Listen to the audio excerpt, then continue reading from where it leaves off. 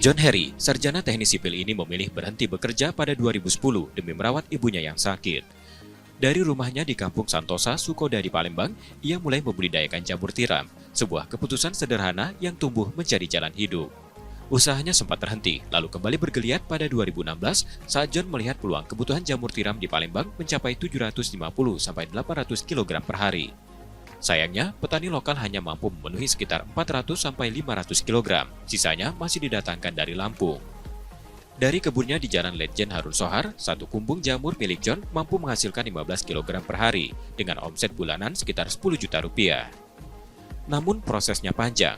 Serbuk kayu sengon, dedak, dan kapur dolomit dicampur dan dikomposkan semalam. Campuran ini kemudian dikemas, disterilkan, dan dibibitkan selama 30 hari di ruang inkubasi.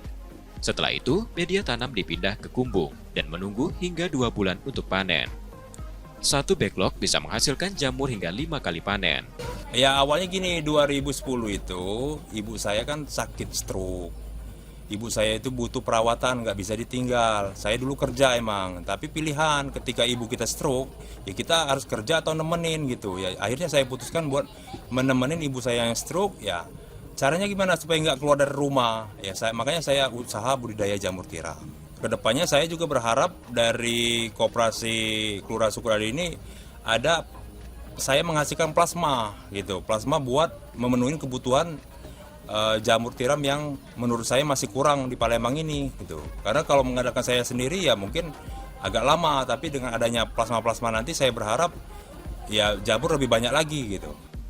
Kini, John bergabung dengan Koperasi Kelurahan Merah Putih.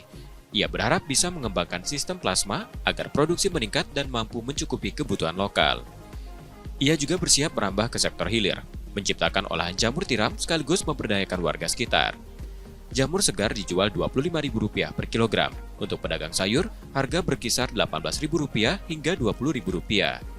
Produk dikirim ke pasar kilometer 12, pasar kilometer 5, dan juga dipasarkan secara online.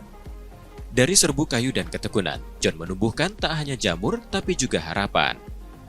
Muhammad Reza Palevi, Kompas TV, Palembang, Sumatera Selatan.